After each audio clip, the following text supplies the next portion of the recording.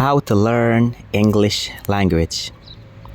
The question that has been asked so many multiple times by so many multiple people, which has been answered in so many different ways by so many different English teachers and trainers and tutors and instructors, right? And coaches. Basically everybody who has got a thing or two to do with English. And generally what you would find on this matter are stuff such as begin with the basics, try to be committed, start with simple sentence formation, keep consistent, and things of the sort. But believe me or not, 90% of those things are just on the academic side.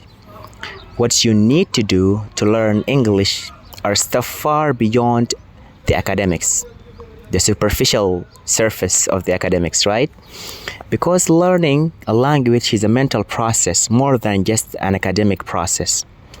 And here, I mean, it's a psychological process also, right?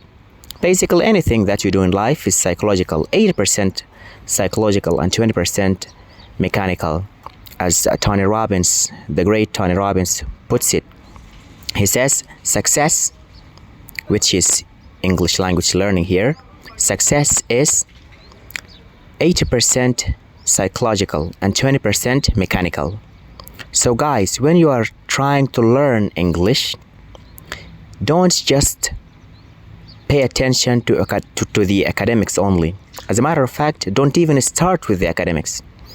You need to start with the mental side of things, the psychological spectrum of things, right? You need to sit down with yourself and ask this question. Why do you want to learn English? Because when you write down those answers, you will get something we call motives, which is different and superior and deeper than motivation, right? I've got motives and motivations. Here you got motives, and those motives will push you forward whenever you feel stuck, whenever you feel the daily tasks of listening and speaking and reading and writing and rehearsing and correcting are starting to get mundane and repetitive. Psychological process. Always remember that. The second question you need to ask yourself before learning English is, what do you want to learn in this language?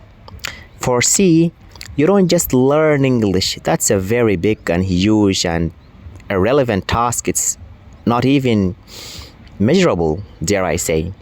So you need to precisely determine which aspects of this language that you want to be excellent at, right? Is it reading?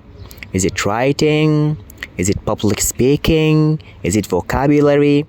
And by the way, we have got far more skills in English than the 4 basic skills that everybody says and talks about all the time, which are speaking, writing, listening, and reading.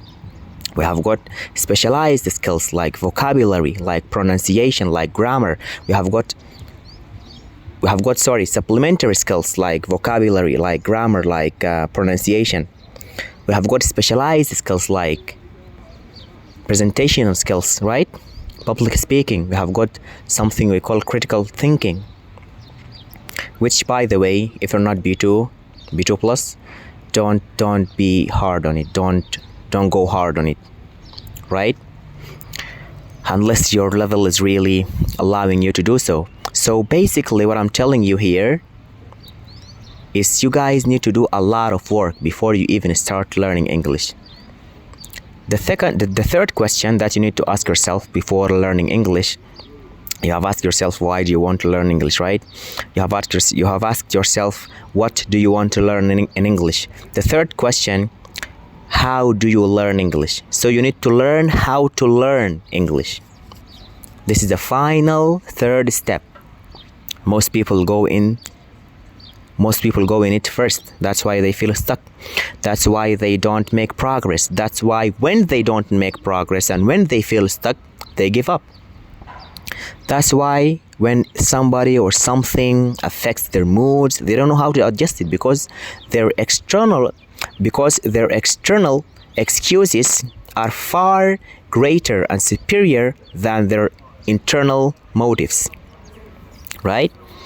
So you have to make your internal world so much more stronger than your external world.